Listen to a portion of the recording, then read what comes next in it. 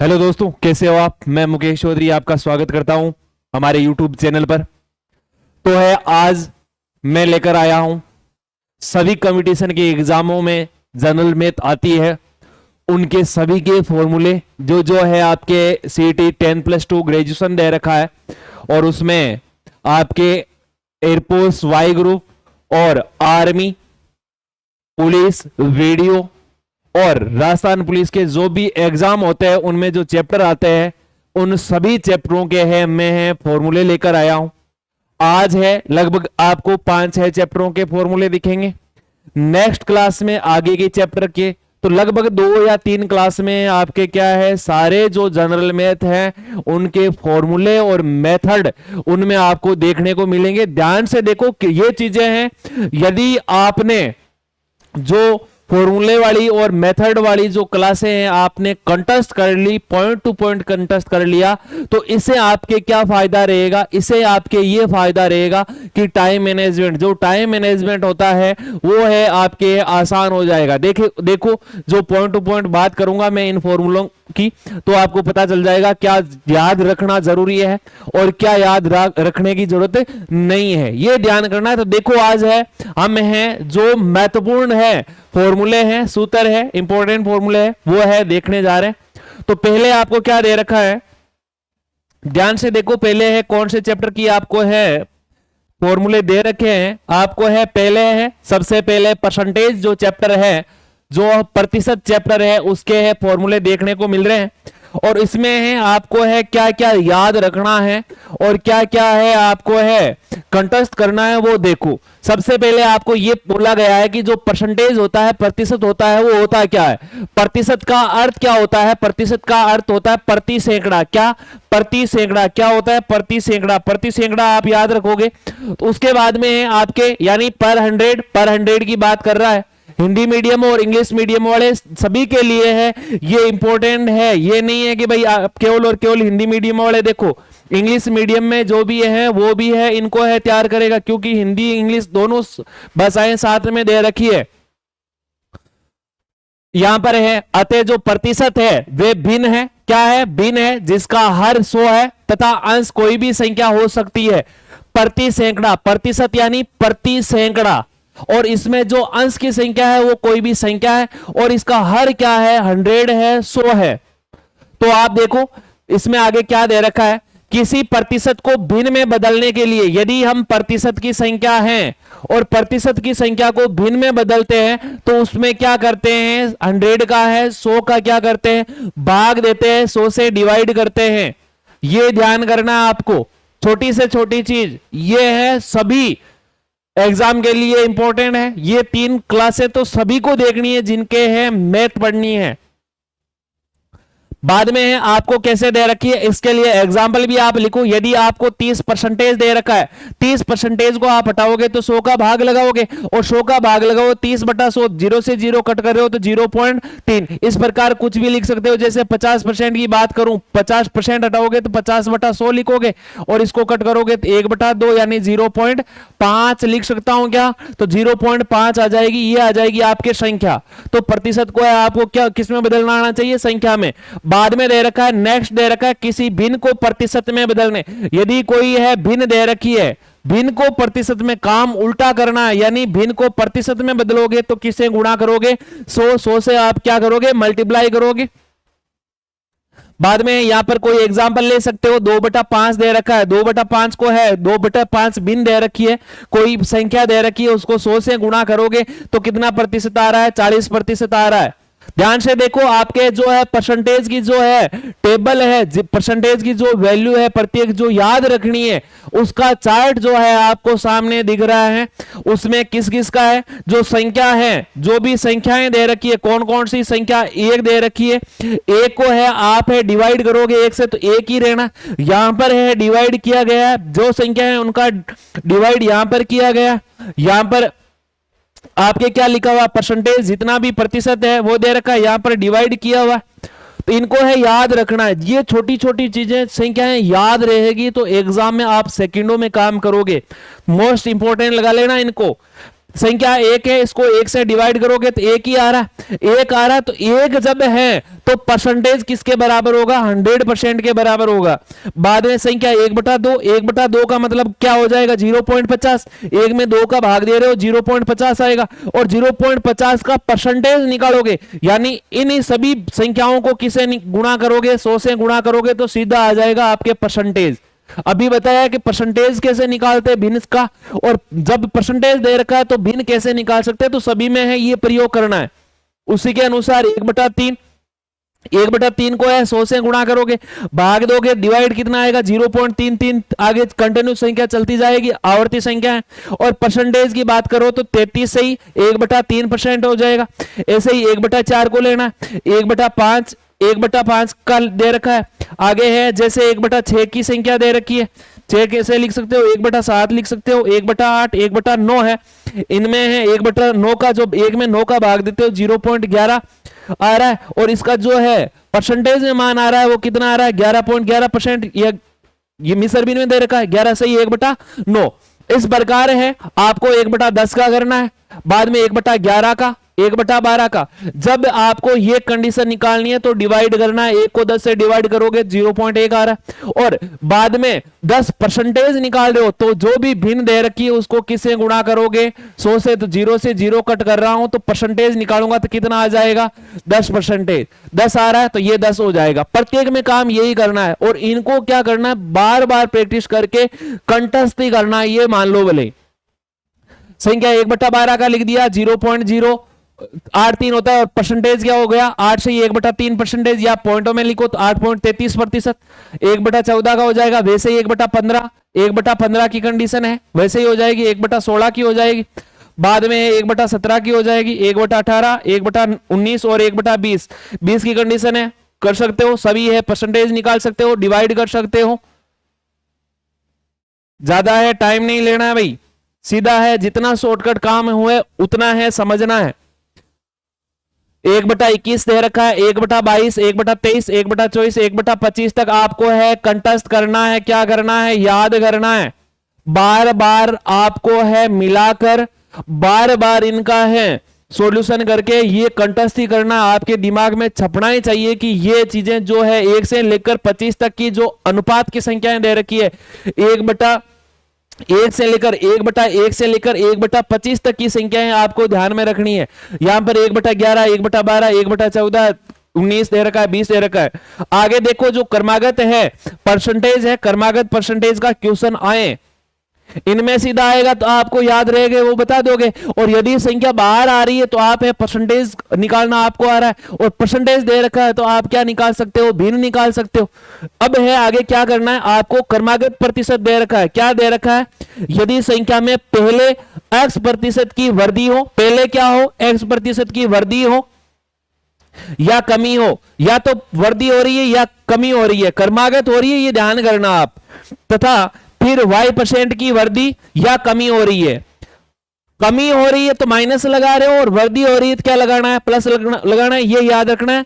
और यदि ये कंडीशन हो, पहले वृद्धि हो रही है बाद में कमी हो रही है, पहले कमी हो रही है बाद में वृद्धि हो रही है, या दोनों में वृद्धि हो रही है या दोनों में कमी हो रही है, तो उसके अनुसार चिन्ह लेना है आपको। तो इसके लिए आपका सूत्र क्या है? जब परिवर्तन करोगे इसके परिवर्तन का सूत्र क्या है वो ध्यान से देखो।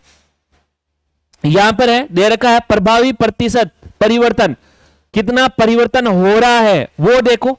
जब है आपके ये कंडीशन दी जाए तो plus minus x, plus minus, यदि वृद्धि है तो प्लस लगाओगे, कमी है तो माइनस लगाओगे, प्लस माइनस वाई, प्लस क्या हो रहा है? इनको दोनों को जोड़ोगे, प्लस क्या हो रहा है? Plus minus x plus plus minus y बटा 100 याद रखना है, बटा में 100 लगाना है आपको।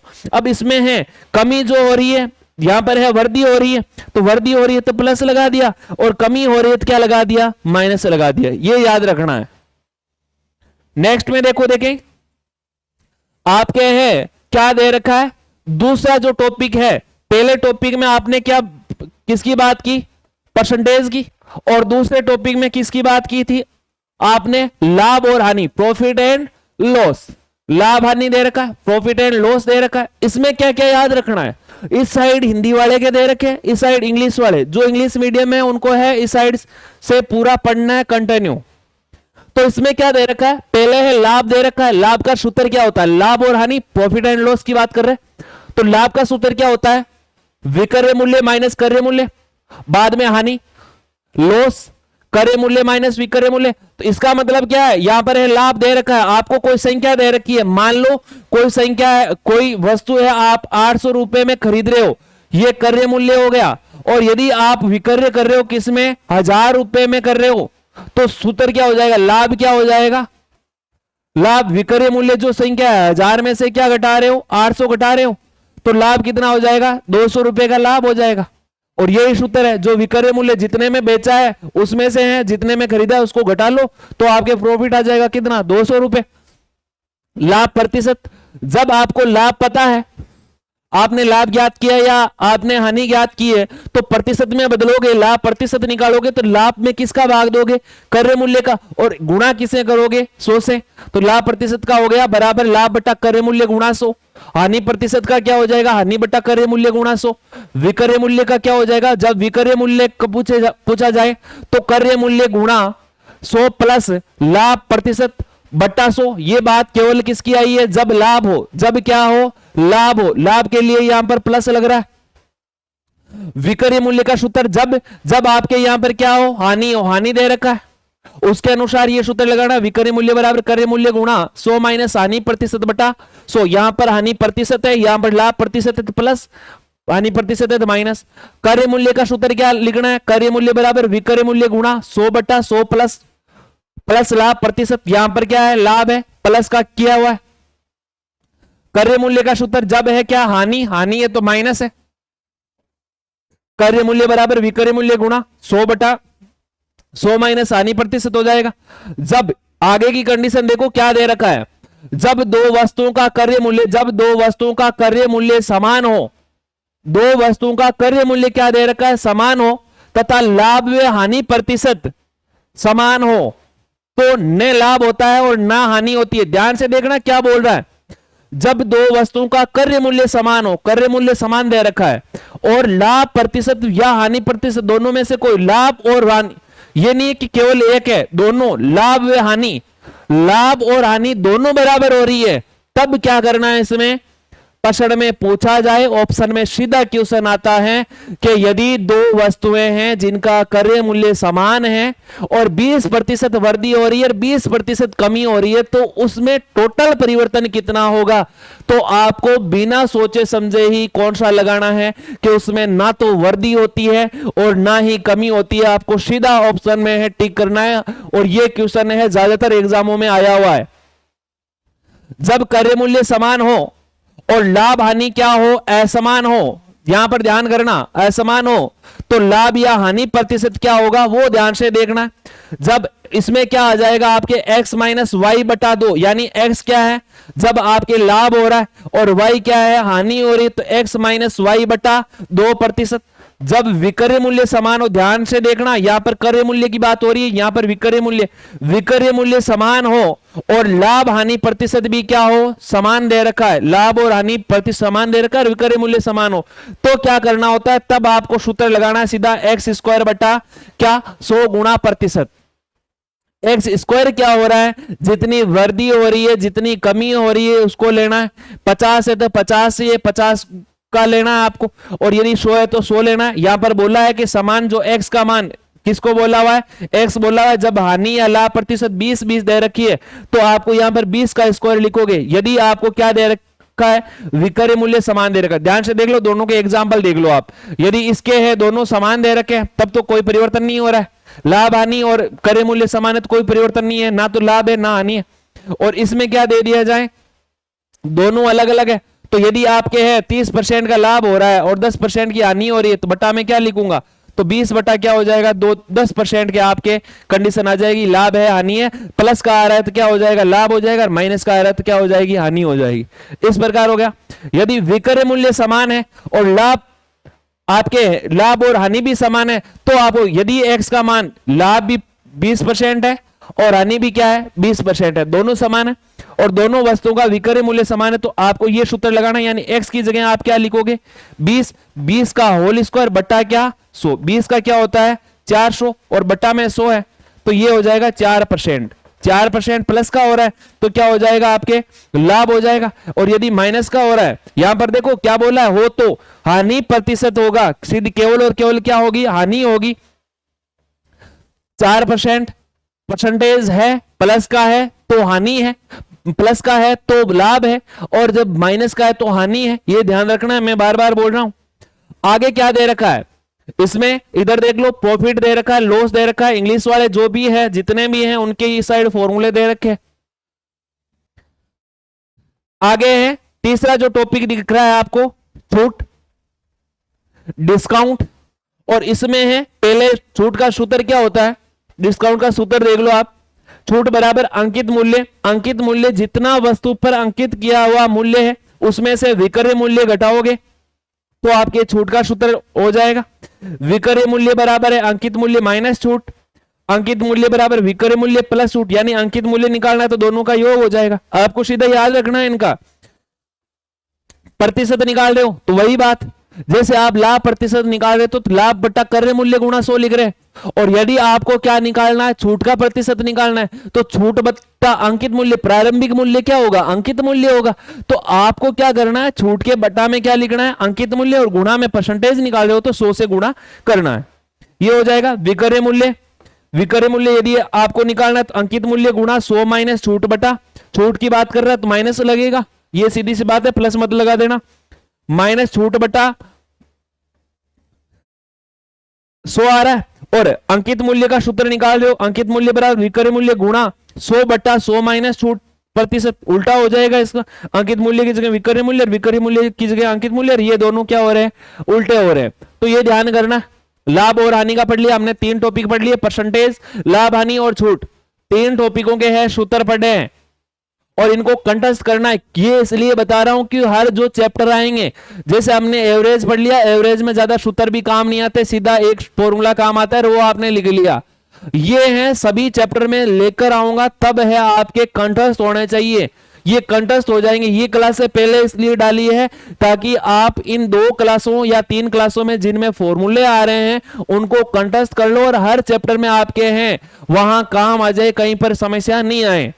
नेक्स्ट देखो, देखें आगे क्या दे रखा है, आगे है जो क्रय मूल्य की बात कर रहा है और उसमें छूट और लाभ दोनों दे रखे हैं, लाभ भी दे रखा है और छूट भी दे रखी है।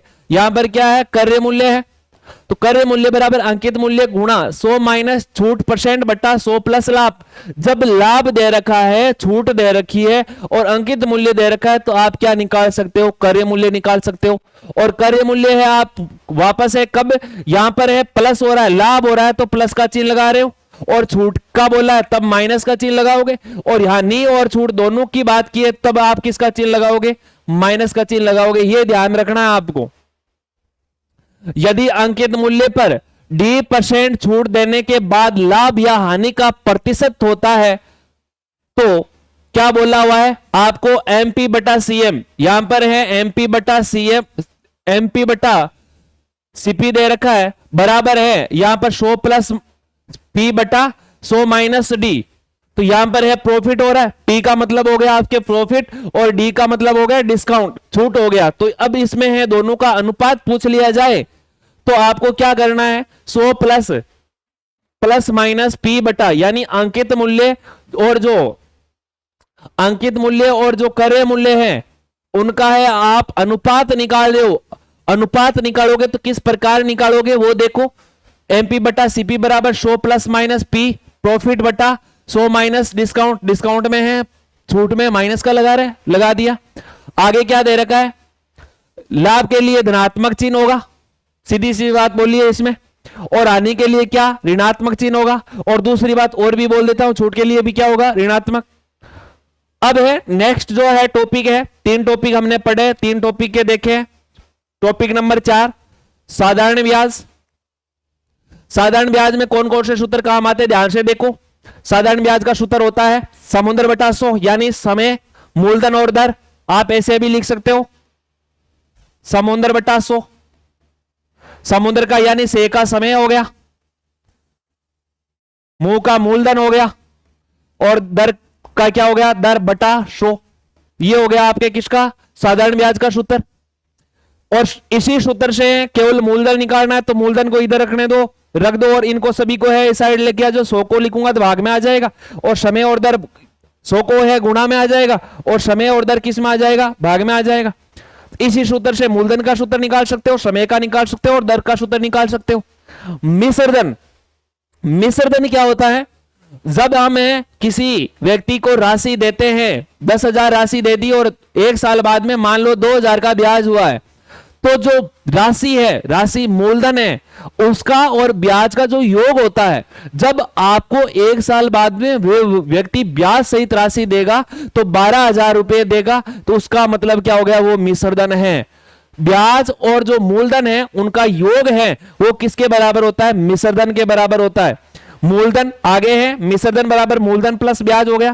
केवल यदि आपको मिश्रधन और ब्याज दे रखा है तो आप मूलधन निकाल सकते हो, यदि आपको मिश्रधन और मूलधन दे रखा है तब आप ब्याज ज्ञात कर सकते हो। आगे है, किस प्रकार की कंडीशन आगे भी दे रखी है, इनको भी है ध्यान करना, याद रखना, कंठस्थ होना ही चाहिए सभी चीज। महीनों को वर्षों में किस प्रकार बदला जाता है? जो भी है महीने, जितने महीने, 5 महीने, 6 महीने, 7 महीने, 10 महीने, उनको वर्षों में कैसे बदला जाता है वो ध्यान से देखो। 1 महीना है और 1 महीने को आप है ईयर में बदलोगे। आपको पता है 1 वर्ष में टोटल कितने महीने होते हैं? 12 महीने होते हैं। तो आपको 1 महीने में कितने वर्ष है, वर्ष में बदलना है, वो ध्यान रखना है। किस प्रकार करोगे ध्यान से देखो। 1 मंथ निकालोगे, इसको ईयर में बदलोगे तो 1/12, क्योंकि टोटल कितने महीने होते हैं उनका ही भाग देंगे जितने टोटल होते हैं। तो 1 महीने का निकालना तो 1 में किसका भाग दोगे? 12 का। 3 महीने का निकालो तो 3 में किसका भाग दोगे? 12 का। ईयर आ रहा है, 3/12 क्या है? ईयर है, यानी 1/4 ईयर है। और बाद में 8 मंथ है, 8 मंथ को आप ईयर में बदल रहे हो तो 8 में किसका भाग दे रहे हो? तो देखो आप है मंथ को ईयर में बदल रहे हो तो टोटल कितने मंथ है? 12 है, तो 12 का भाग दे रहे हो प्रत्येक में। तो आपको 5 का बोले, 7 का बोले तो 5 ईयर का बोल दिया तो 5/12, 7 का बोल दिया 7/12, ये आगे ईयर हो गए। साल में बदल रहा है, 3/12 लिख दो, 2/12 लिख दो, कोई फर्क नहीं पड़ रहा है इनमें। आगे देखो किसका फॉर्मूला दे रखा है, आगे दे रखा है आपको, इसमें है जो प्रारंभिक राशि है और अंतिम राशि है उनके बारे में जो सूत्र निकालना है। जब आपके हैं यहां पर आपके किसका हो गया? ईयर का हो गया। जो महीनों में है बदलना है, महीनों को है ईयर में बदलना है। साधारण ब्याज के सूत्र हो गए सारे। अब आपको किसके देखने हैं? चक्रवर्ती ब्याज। नेक्स्ट जो 5वां टॉपिक है वो कौन सा है? चक्रवर्ती ब्याज का है। और इसमें कौन कौन से सूत्र काम आ रहे हैं ध्यान से देख लो। इसमें ये है आपको ब्याज निकालना है। पहले है टोटल है, ब्याज निकाल रहे हो। कौन सा ब्याज? चक्रवर्ती ब्याज निकाल रहे हो। और चक्रवर्ती ब्याज को किससे प्रदर्शित करते हैं? सीआई से प्रदर्शित करते हैं। उसमें ए माइनस क्या? पी। जितना मूलधन है उसमें से क्या निकाल रहे हो आप? है ये है ब्याज निकाल रहे हो। तो आपके हैं चक्रवर्ती ब्याज आ रहा है। चक्रवर्ती ब्याज का सूत्र क्या हो गया? सीआई बराबर पी गुणा, यानी मूलधन गुणा 1 + r/r का मतलब दर, दर बटा 100 की घात समय। ये क्या है? समय है। ये टोटल ए आ रहा है, ये मिश्रधन है। क्या है? मिश्रधन। ये है मिश्रधन। ए को मिश्रधन से प्रदर्शित किया है, बराबर पी गुणा 1 + r/100 की घात समय। ये तो हो गया मिश्रधन का। और यहां पर आपके चक्रवर्ती ब्याज बराबर मिश्रधन माइनस मूलधन, ये हो गया। और चक्रवर्ती ब्याज बराबर क्या लिखूंगा मैं? ये है आपके मिश्रधन, और मिश्रधन में से क्या घटा रहे हो? पी घटा रहे हो, तो आपके चक्रवर्ती ब्याज आ रहा है पी गुणा 1 + r/, यानी दर बटा 100 की घात समय माइनस मूलधन। ये हो गया आपके इसका सूत्र। आगे इस साइड क्या दे रखा है? जब ब्याज की दर, जो ब्याज की रेट दे रखी है, किस प्रकार दे रखी है, किस क्रम में दे रखी है, उनको बदलना है। जब आपको है जो रेट दे रखी है, जब ब्याज की जो रेट है, दर है, अर्धवार्षिक हो तो क्या होता है? दर आधी होती है। ध्यान से देखो, जब आपको है ब्याज की जो दर दे रखी है वो अर्धवार्षिक दे रखी है, रेट दे रखी है, अर्धवार्षिक का नाम बोला है, तो आप क्या करोगे? दर को तो क्या करोगे? आधा। यहां पर लिखा हुआ है दर को आधा, तथा समय को क्या करेंगे? 2 गुणा। समय को क्या करेंगे? 2 गुणा। 2 से जब आपको है कोई राशि दे रखी है, मूलधन दे रखा है, दर दे रखी है, समय दे रखा है, तो आपको है अर्धवार्षिक की कंडीशन दे रखी है, तो आप जो दर दी हुई है उसको तो है 2 का भाग देकर आधा करोगे, और जो समय है उसको 2 से गुणा करके उसको 2 गुणा कर दोगे। ये ध्यान रखना। जब ब्याज की जो दर है, रेट है, वो क्या है, त्रिमाही, यानी 3 माही से दे रखी है, तब आपको क्या करना है, दर को तो करना है 1/4, यानी 1/4, दर को चौथाई करना है 1/4, दर जो दे रखी है उसको तो है 4 से, उसमें तो है 4 का भाग देना है, और जो आपको समय दे रखा है उसको क्या करोगे, आप चौगुना करोगे, यानी 4 से गुणा करोगे। ये ध्यान करना है। क्यों त्रिमाही, ध्यान से देखो, आपको अर्धवार्षिक दे रखा है, अर्धवार्षिक दे रखा है, यानी 6 महीने किस प्रकार बदलते हैं वो देखो। 6 महीने हैं, 6 महीने को मैं 12 महीनों से भाग दूंगा। अर्धवार्षिक का बोला है, आधे वर्ष का बोला है, तो 6 महीने, और 6 में 12 का भाग दूंगा तो कितना आ रहा है, 1/2। इसका मतलब है 1/2, दर को तो 1/2 से गुणा करना है, और जो 2 है इसको किससे गुणा करना है, समय से गुणा करना है। उसी प्रकार जब है बात की है त्रिमाही की, यानी 3 महीनों के अनुसार ब्याज देना, तो 3/3 दे रखा, 3/12, 3/12 तो 1/4, यानी इसको तो है दर से गुणा करना है, 1/4 को तो है दर से गुणा करना है, और जो हर 4 है, इस 4 को किसे गुणा करना है, समय से गुणा करना है। ये काम करना है कि किसी प्रकार से पूछा जाए आपको कोई फर्क नहीं पड़ता है। नेक्स्ट दे रखा है, जब ब्याज की राशि जो है त्रैमासिक हो तो दर को क्या कर दिया जाता है, त्रैमासिक हो तो दर को आधा तथा समय को 2 गुणा करते हैं। यहां पर ये चीज सही नहीं लिखी है ना, ये ध्यान से देखो, त्रैमासिक बोला है, इसके बाद हमने पढ़ लिया पहले ही। किसी भी राशि पर 1 वर्ष का चक्रवर्ती ब्याज, इसका है हमने पहले पढ़ लिया भाई। क्या क्या पढ़ा है हमने, यहां पर देखो, जब है अर्धवार्षिक हो और जब त्रिमाही दे रखा है तब हमने पढ़ लिया।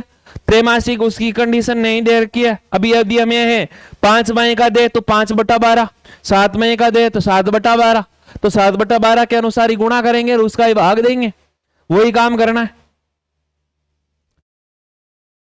इसमें आगे क्या दे रखा, इंपॉर्टेंट चीज ये है भाई, किसी भी राशि पर 1 वर्ष का चक्रवर्ती ब्याज और साधारण ब्याज का अंतर क्या होता है, शून्य होता है। ऑप्शन में सीधा क्वेश्चन पूछा जाता है कि जब 1 वर्ष का बोला जाए और चक्रवर्ती ब्याज और साधारण ब्याज का दोनों का अंतर पूछा जाए तो हमेशा क्या होता है, 0 होता है। संख्या दे दी जाए बड़ी बड़ी, आप निकालने लग जाओ, नहीं, सीधा है चक्रवर्ती ब्याज और साधारण ब्याज में सीधा काम करना होता है, क्योंकि इसके क्वेश्चन देते हैं बड़े बड़े और ज्यादा टाइम वाले। जब 2 वर्ष के साधारण ब्याज और चक्रवर्ती ब्याज का अंतर डी दिया हो तो आपको क्या करना है, डी अंतर बराबर पी गुणा, यानी ये सीधा सूत्र आपको लगाना है। क्या, डी का मतलब इनमें जो डिफरेंस दिख रहा है, डिफरेंस कितना है वो निकालना है, तो आपको मूलधन गुणा दर बटा 100 की घात समय, सीधा सूत्र लगाओगे। जब किसकी बात की है, 2 वर्ष की, ये भी इंपॉर्टेंट है, सीधा याद रखना है। जब 3 वर्ष का बोला है, ये भी ध्यान रखना, याद रखना। जब 3 वर्ष के साधारण ब्याज और चक्रवर्ती ब्याज के बीच में डिफरेंट दे रखा है, अंतर कितना दे रखा है वो निकालना है, या आपको या तो दे रखा है या निकालना है, तो आपको कौन सा सूत्र लगाना है, डी बराबर, यानी डिफरेंट जो अंतर है वो किसके बराबर लिखोगे, मूलधन गुणा दर बटा 100 की घात समय। ये तो सेम लिख रहे हो, और आगे ये चीज गुणा करनी है। 3 वर्ष का है तो 300 लिख दो यहां पर, आर प्लस 300/100, तो ये सूत्र लगाना है, बहुत इंपॉर्टेंट सूत्र है। आगे देखो, आगे की कंडीशन में क्या दे रखा है, चक्रवर्ती ब्याज की गणना के 4 आधार है। कौन कौन से आधार है वो देखो, देखे आपको जो है गणना है उनके हैं जो आधार दे रखे हैं वो क्या क्या है वो ध्यान से देखो। यहां पर है आपको पहली कंडीशन दे रखी है, पहला जो बेस दे रखा है, आधार दे रखा है वो क्या है, वार्षिक, यानी टोटल वर्ष का जो एनुअल है उसका लिखना है, और दूसरा है जो हाफ ईयरली है उसका यह देखना है, अर्धवार्षिक।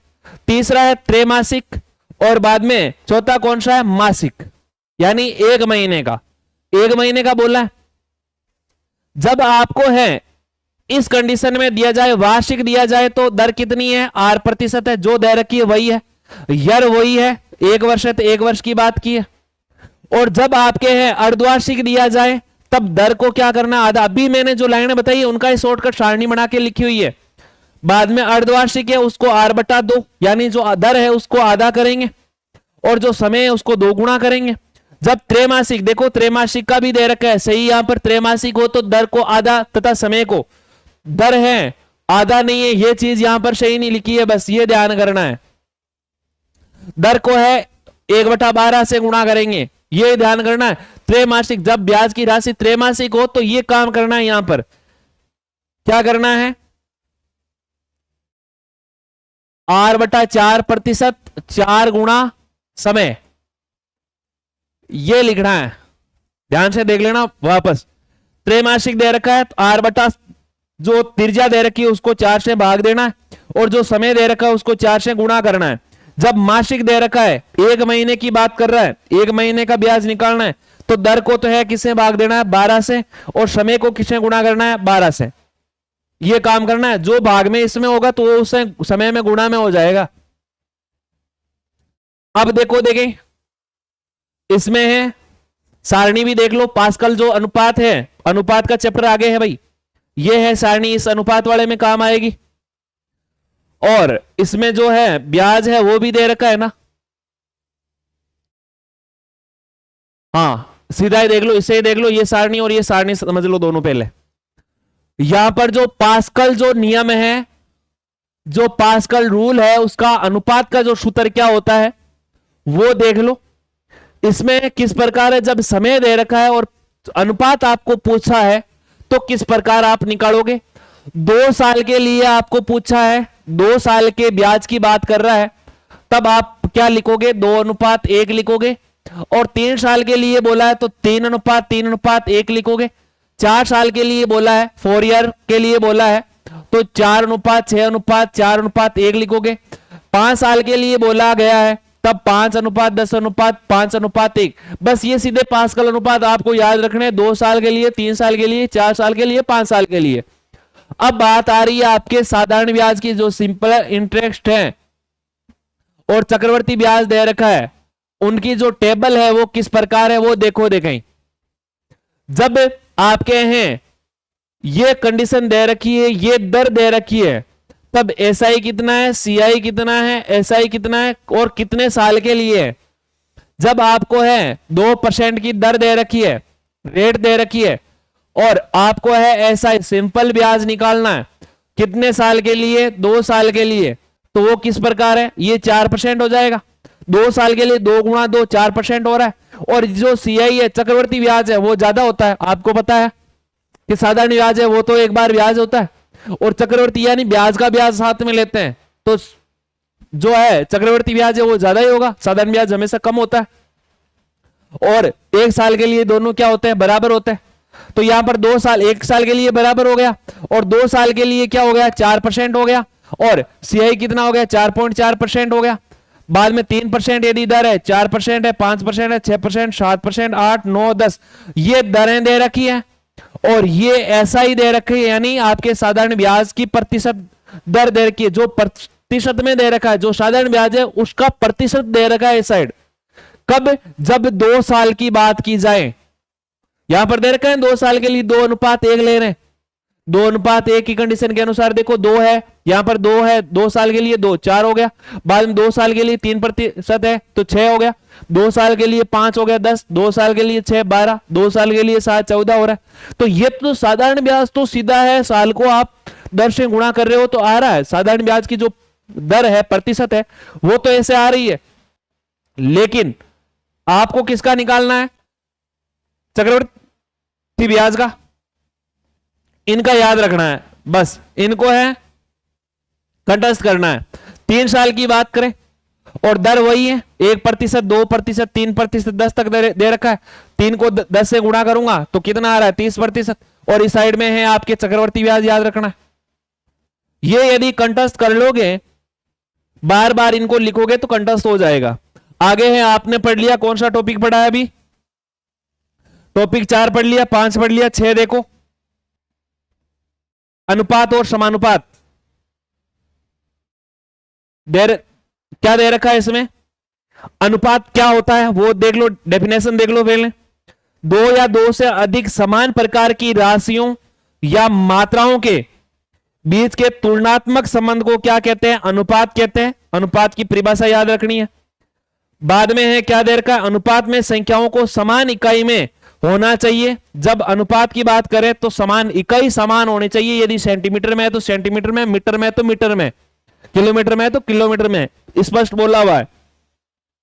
आगे बोली हुई लाइन क्या बोली हुई है, अनुपात को किसे प्रदर्शित करते हैं, देखो यहां पर ये चिन्ह दे रखा है, अनुपात है। जब बात करें अनुपात की, अनुपात को है ऐसे प्रदर्शित किया जाता है। और समानुपात है, समानुपात को किसे प्रदर्शित किया जाता है, ऐसे प्रदर्शित किया जाता है।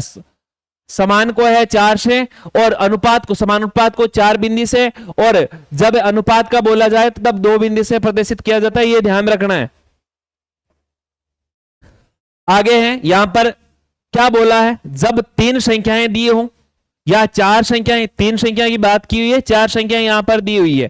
पहले 3 संख्याओं की बात करते हैं। जब 3 संख्याएं दी हो तब क्या करना है, प्रथम समानुपाती, द्वितीय और तृतीय ये निकाल सकते हो। यहां पर है जब आपको है समानुपाती दी जाए, ध्यान से देखो क्या करना है। संख्याएं आपको कितनी दी है, 3 दी गई है, 3 दी है तो चौथी आपको क्या किया गया, पूछा गया है। जब 3 संख्याएं दी है तो आप चौथी राशि बता सकते हो। आपको पता है समान अनुपात में कितनी राशियां होती है, यहां पर 4, क्योंकि 3 राशियां तो सीधे समान अनुपात में होगी नहीं। ये दोनों अनुपात में है, ये दोनों अनुपात में, ये और ये किस में है, समान अनुपात में। यहां पर समान अनुपात का चिन्ह लगा हुआ है और यहां पर अनुपात का चिन्ह है, और यहां पर किसका है, समान अनुपात का है, ये ध्यान रखना है। अब आपको इनमें से 3 राशियां दी गई है, ये 4 ए बी सी डी अनुपात के अनुसार, समान अनुपात के अनुसार 4 राशियां, इनमें से 3 राशि दी हुई है, आपको चौथी राशि याद करनी है। पहले क्या है, बी सी डी आपको दी गई है, तो पहली राशि, प्रथम राशि आपको याद करनी है। तो प्रथम समानुपाती आपको निकालना है, तो ए बराबर बी गुणा सी बटा डी, ए बराबर बी गुणा सी बटा डी, ये सूत्र लगेगा। द्वितीय राशि निकालना है, द्वितीय समानुपात निकालना है आपको, तो b बराबर a गुणा डी बटा सी। तृतीय समानुपात निकालना है तो c बराबर a गुणा डी बटा बी, ये लिखना है। तो ये हो गए इनके तीनों के सूत्र। आगे है कौन सा दे रखा है,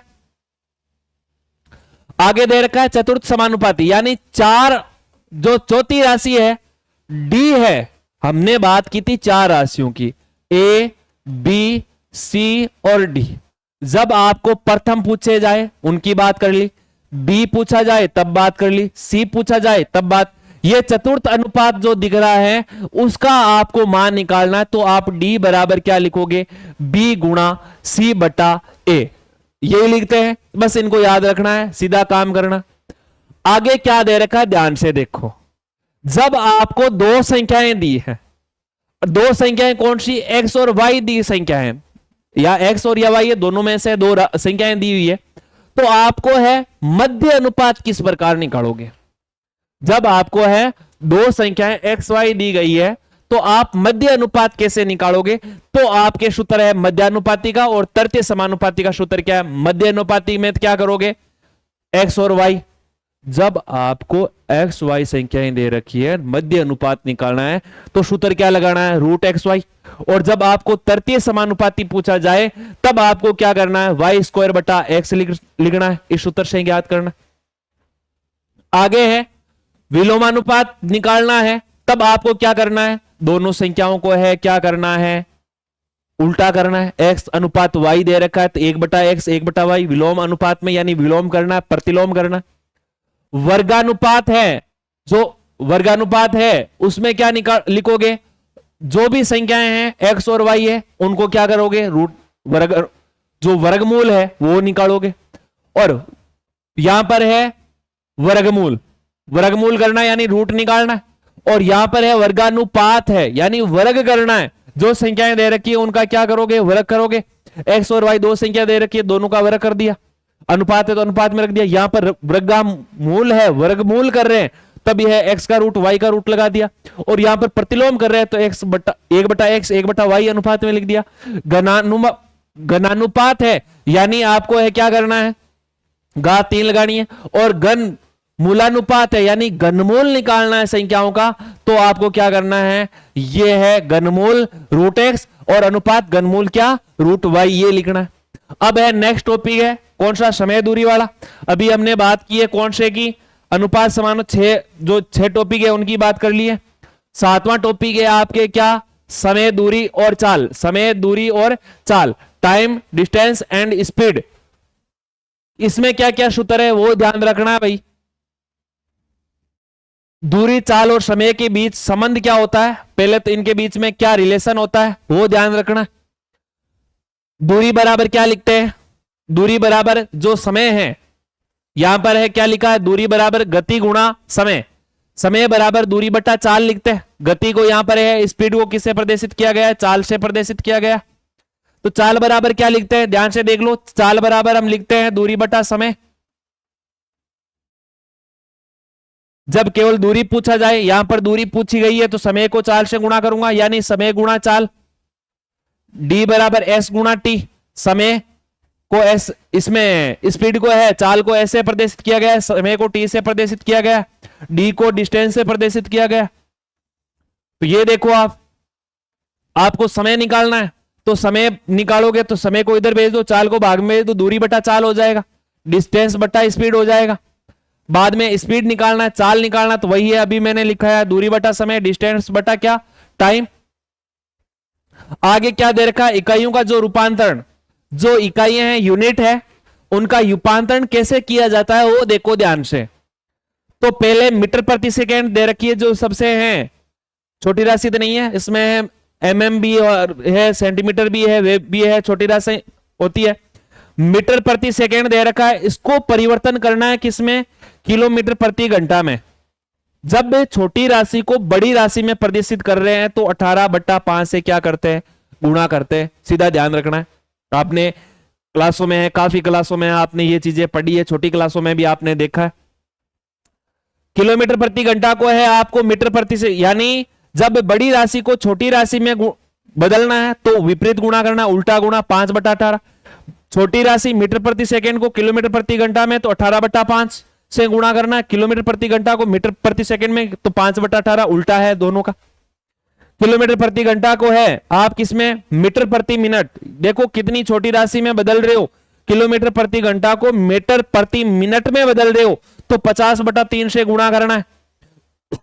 और जब मीटर प्रति मिनट है, इसको है किलोमीटर प्रति घंटा में बदल रहे हो तो 3/50 से गुणा, विपरीत से गुणा करना है। जब समान दूरी को अलग अलग चाल से चला जाए और दोनों चालों द्वारा लिए गए समय का अंतर है डेल टी हो, तब क्या करना है वो ध्यान से देखो। देखिए तब है आपको किस प्रकार है बदलना है, किस प्रकार लिखना है वो देखो। औसत चाल क्या होती है, वापस है इसमें इसका आपको दे रखा है इस साइड। जब समान दूरी को अलग अलग चाल से चला जाए और दोनों चालों द्वारा लिए गए समय का अंतर डेल टी हो, तब आप क्या करोगे, यहां पर जो है यदि एक व्यक्ति किसी निश्चित दूरी को S1, कोई निश्चित दूरी है उसको है S1 स्पीड से है तय कर रहा है और उसी को है S2 चाल से वापस आए, यदि है S1 स्पीड से तो जा रहा है, वही दूरी है, निश्चित दूरी है, और S2 स्पीड से वापस क्या है आ रहा है, तब आपको है इसमें जो समय का अंतर है, दोनों की जो चालें हैं उन्हीं चालों में लगे जो समय है उसका अंतर को किसे प्रदर्शित करते हैं, अंतर को डेल टी से प्रदर्शित कर रहे हैं। तो इसका जो मान आ जाएगा वो क्या आ जाएगा, डिस्टेंस दूरी। यदि हमें समय निकालना है तो यहां पर डेल टी है, अंतर निकालना है तो डेल टी आ जाएगा। और यदि आपको है डिस्टेंस निकालना है, जो बीच की जो दूरी निकालनी है, तो दूरी का सूत्र क्या हो जाएगा, डी बराबर है S1 गुणा S2 बटा S1 माइनस S2, यानी स्पीड जो पहले जाने वाली स्पीड गुणा आने वाली स्पीड बटा S1 माइनस S2, जाने की स्पीड और आने की स्पीड, गुणा दोनों में जो लगा समय है उसका अंतर, यानी 10 मिनट जाने में लगा है और 5 मिनट आने में लगा है तो 10 माइनस 5 हो जाएगा। तो अंतर कितना हो जाएगा, यहां पर 5 हो जाएगा। तो डेल टी की जगह क्या लिख दूंगा, 5 लिख दूंगा। अब देखो देखें आगे क्या बोला है, औसत चाल बोला है। किसका मान बोला है? औसत चाल का। दोनों चालों के लिए जब चाल की बात करें, स्पीड फर्स्ट S1 और S2 की बात करें, तब है average speed for two speeds, यानी दोनों स्पीड के लिए एवरेज निकालना है, औसत निकालना है। तो इसमें वापस आप ध्यान से देखो, एवरेज निकालेंगे। क्वेश्चन आते हैं हमेशा एग्जाम में, जब कोई वस्तु अलग अलग गति यानी स्पीड S1 और S2 के साथ समान दूरी तय करती है, तो औसत क्या होगा वो ध्यान से देखो आप। तो औसत जो स्पीड है, चाल है, वो क्या हो जाएगी? 2 गुणा S1 गुणा S2 बटा S1 प्लस S2, ये हो जाएगी औसत चाल। और जब अलग अलग गति दे रखी है, जब कोई वस्तु अलग अलग गति S1 और S2 तथा S3 से समान दूरी तय करती, अब की बार स्पीड दे रखी है 3, औसत चाल किसके लिए? एवरेज जो स्पीड है वो किसके लिए? फॉर 3 स्पीड, यानी 3 चालों के लिए। जब 3 चालों की बात की जाए, तब आप क्या करोगे? कैसे इसका है एवरेज निकालोगे? एवरेज स्पीड कैसे निकालोगे? एवरेज स्पीड बराबर है औसत चाल बराबर 3 गुणा S1 गुणा S2 गुणा S3, और बट्टा में यहां पर देखो ये जुड़ रहे हैं, 3 गुणा S1 S2 S3 बट्टा S1 गुणा S2 गुणा प्लस, यहां पर ये 2 गुणा हो रहे, पहला S1 S2 गुणा हो गया, प्लस S2 S3 गुणा हो गया, प्लस S3 S1 गुणा हो गया। तो ये याद रखना है। कितना सीधा सादा काम करना आपको, यहां पर है एवरेज याद रखना है। नेक्स्ट आपके हैं टॉपिक कौन सा है? 7वां हो गया। 8वां टॉपिक क्या दे रखा है? संख्या पद्धति, नंबर सिस्टम। नंबर सिस्टम में कौन कौन से हैं आपको, कौन कौन से नंबर दे रखे हैं, कौन कौन सी संख्याएं दे रखी है, वो ध्यान करना है। नंबर सिस्टम में देखो देखें जो है कितने हैं प्रकार है। पहले नेचुरल नंबर दे रखा है, प्राकृतिक संख्या जिनको n से प्रदर्शित करते हो। प्राकृतिक संख्या कौन कौन सी होती है वो ध्यान से देखो। हमेशा आप है गिनती स्टार्ट करते हो 0 से, और 0 से लेकर 0 1 2 ऐसे लिखते हो, तो आप 0 काउंट नहीं करना है उसमें। जब बात करें प्राकृतिक संख्या नेचुरल नंबर की, तब आपको है गिनती के लिए उपयोग की जाने वाली संख्याएं कौन कौन सी है वो ध्यान से देखो। एग्जाम्पल के लिए 1 से लेकर 2, 1 2 3 4 5 प्राकृत संख्याएं, नेचुरल नंबर हमेशा 1 से स्टार्ट होती है, धनात्मक होती है, ये ध्यान रखना है। 1 से प्लस पॉजिटिव इनफाइनाइट तक चलती है, 1 से लेकर अनंत तक चलती है। ठीक है, ये याद रखोगे। प्राकृत संख्या हमेशा 1 से शुरू होकर प्लस तक की संख्याएं होती है, दशमलव की संख्या नहीं होती है, ये ध्यान रख लेना। इसमें पूर्ण संख्याएं, यानी पूर्ण खुद में बोल रहा है कि पूर्ण संख्याएं, पूरी संख्याएं। पूरी संख्याएं कौन सी होती है? जिसमें 0 से स्टार्ट होता है। जो प्राकृत संख्या होती है, नेचुरल नंबर होती है, वो है वोवल नंबर में क्या हो जाता है? जुड़ जाती है। साथ में क्या है? 0 काउंट होता है। 0 और यहां पर बोला है 0 और 0 और सभी प्राकृतिक संख्याएं क्या होती है? आपके वोवल नंबर होती है, पूर्ण संख्याएं होती हैं। तो मैं सीधा बता दूं, यहां पर एग्जाम्पल भी दिया हुआ है। एग्जाम्पल 0 1 2 3 4 है, इनफाइनाइट है, इनफाइनाइट तक चलती रहेगी। नेक्स्ट दे रखा है आपके इंटीजर नंबर, पूर्णांक संख्या दे रखी है। पूर्णांक संख्या कौन कौन सी है? पूर्णांक धनात्मक हो या ऋणात्मक हो, धनात्मक ऋणात्मक से कोई फर्क नहीं पड़ता है पूर्णांक संख्या में, लेकिन खुद में पूरी होनी चाहिए, दशमलव संख्या नहीं होनी चाहिए। पूर्णांक की बात ये होती है भाई, धनात्मक ऋणात्मक और शून्य का समूह होता है। धनात्मक भी होती है, ऋणात्मक भी होती है, उनका समूह होता है, और उनमें दशमलव संख्या शामिल यहां पर लिखा नहीं है, यहां पर आप साथ में लिख लेना, दशमलव संख्या शामिल नहीं होती है। वो कौन सी संख्या होती है? पूर्णांक संख्या। जैसे आपको देखो इसमें क्या लिख सकते हो, जो पूर्णांक है, पूर्णांक संख्या इंटीजर नंबर है, इसमें है 0 से लेकर कहां तक चलती है? प्लस अनंत तक चलती है, और 0 से लेकर माइनस अनंत तक। लेकिन क्या शामिल नहीं है?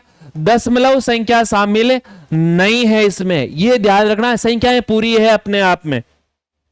पूर्णांक हो गई। परिमेय संख्या, आपके परिमेय संख्या कौन कौन सी है? वे संख्याएं जिन्हें, परिमेय संख्या कौन सी होती है? वे संख्याएं जिन्हें p बटा q के रूप में लिखे। p बटा q का मतलब हो गया अंश बटा हर के रूप में लिखे।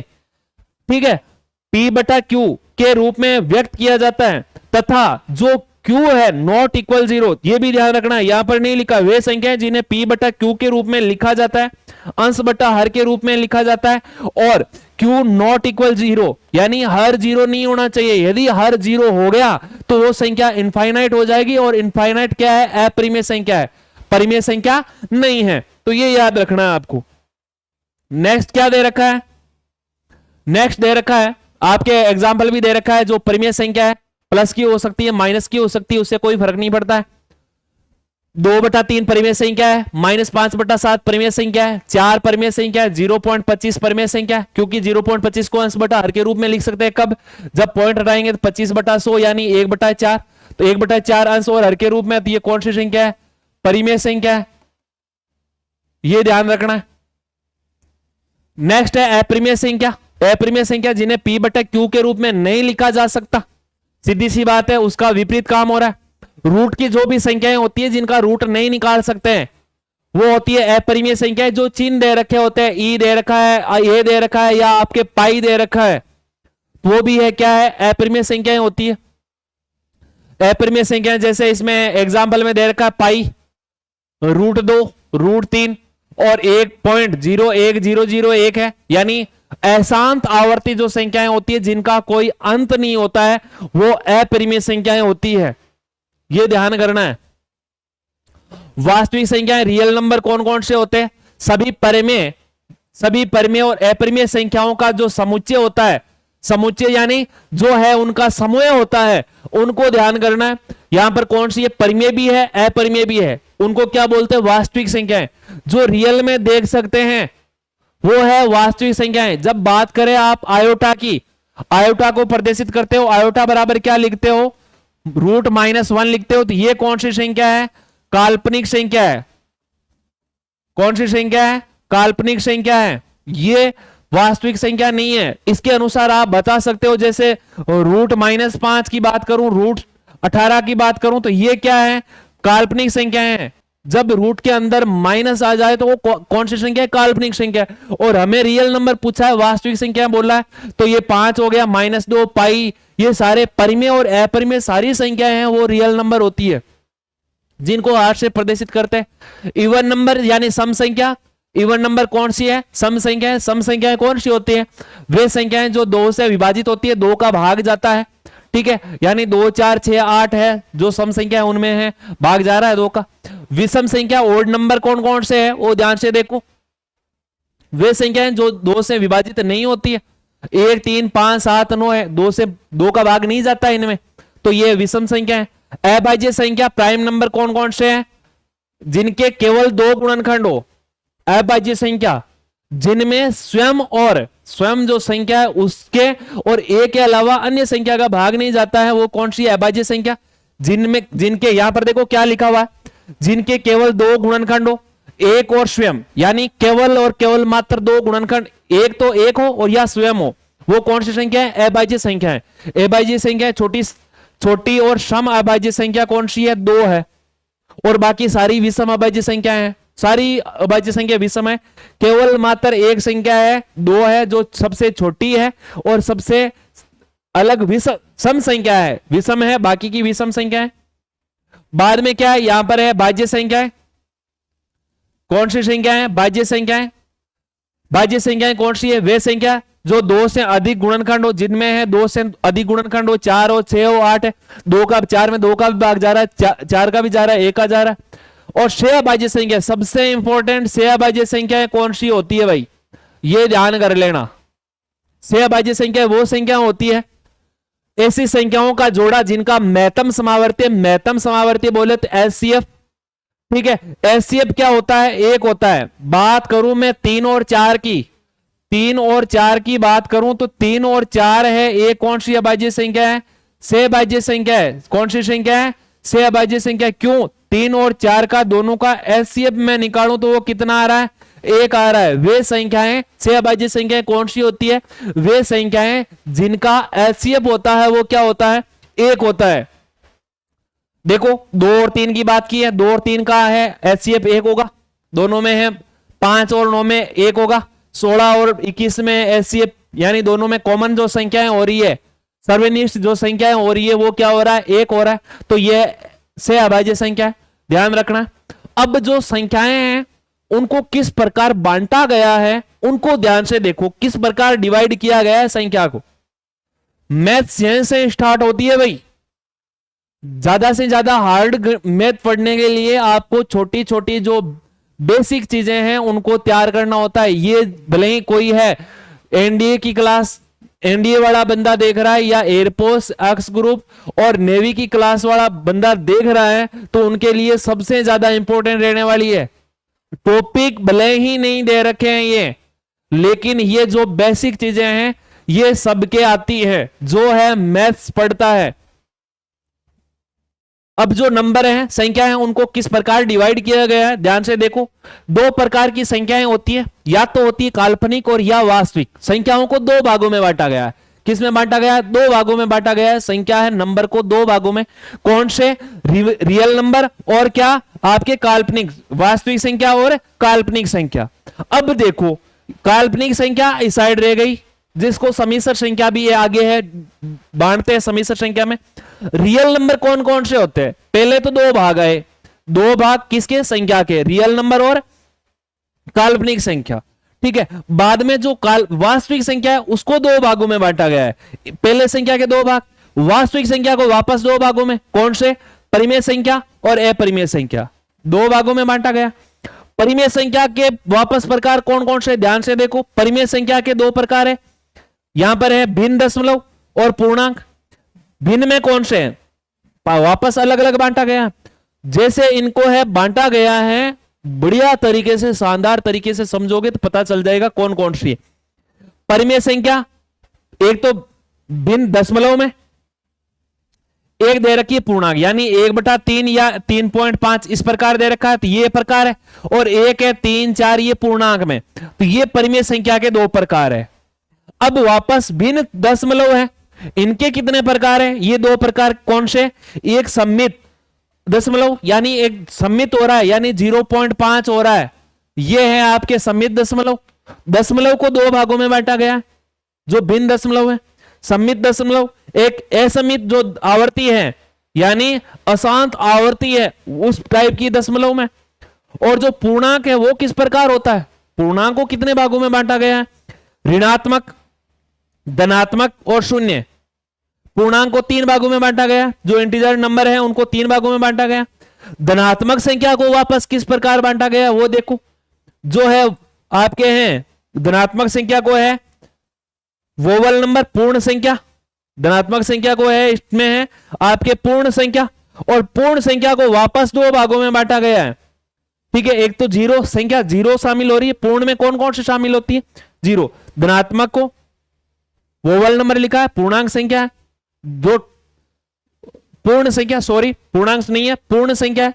पूर्ण संख्या जीरो से स्टार्ट होती है, अनंत तक चलती है। पूर्ण संख्या में जीरो शामिल है। प्राकृतिक संख्या जो नेचुरल नंबर है वो शामिल होती है। इनको इस भागों में बांटा गया। बाद में देखो, बाद में यहां पर है प्राकृतिक संख्या है। प्राकृतिक संख्या को किस किस में बांटा गया है? प्राकृतिक संख्या जो एक से स्टार्ट होती है, उसमें पहले है यूनिट, इकाई। इकाई ना तो अभाज्य में काम आती है ना भाज्य में काम आती है। अभाज्य स्वयं और एक के अलावा जिन किसी भी दूसरी संख्या का भाग नहीं जाता है। भाज्य संख्या जिनमें किसी भी संख्या का अलग संख्या का भी भाग जा सकता है। बाद में सम, देखो एक तो हो गया इकाई, अभाज्य, भाज्य, सम, इवन नंबर, ऑड नंबर, सम संख्या और विषम संख्या। सम दो का भाग जा रहा है, विषम दो का भाग नहीं जा रहा है। अब देखो, देखें जो अभाज्य संख्याएं हैं उनको भी प्रकार में बांटा गया है। कौन कौन से में? अभाज्य संख्या को सह अभाज्य संख्या में बांटा गया है, और एक है युग्म अभाज्य संख्या में बांटा गया है। ठीक है, दो जो अभाज्य संख्या है उनको है दो भागों में बांटा गया है, सह अभाज्य संख्या और युग्म अभाज्य संख्या। ये है इनके संख्याओं के प्रकार। आपने पढ़ा है संख्या के ये संख्याएं होती है, तो आपको ये पता नहीं है कि पूर्ण संख्याओं के कितने भाग है, पूर्णांक संख्याओं के कितने भाग है, काल्पनिक संख्याओं के कितने भाग है, वास्तविक संख्या। तो आज मैं पूरी ये सामान्य जानकारी लेकर आया हूं। यहां पर हमने कितने टॉपिक पढ़े हैं, कितने टॉपिकों के सूत्र पढ़े हैं वो ध्यान से देखो। यहां पर 7 का पढ़ लिया, 8 संख्या पद्धति में के अनुसार हमने 8 टॉपिकों के सूत्र देखे हैं। इतनी बड़ी क्लास में हमने केवल और केवल मात्र 8 चैप्टरों के सूत्र देखे हैं, वो भी कंटेस्ट हिंदी मीडियम और इंग्लिश मीडियम जो भी है इंग्लिश मीडियम से वो भी है इस क्लास को देखेगा तो उसके बेनिफिट रहेगा। तो ध्यान से देखो, कहीं पर भी डाउट रह रहा है तो आप है वापस पूछ सकते हो, मैं आपके कमेंट का जवाब दूंगा।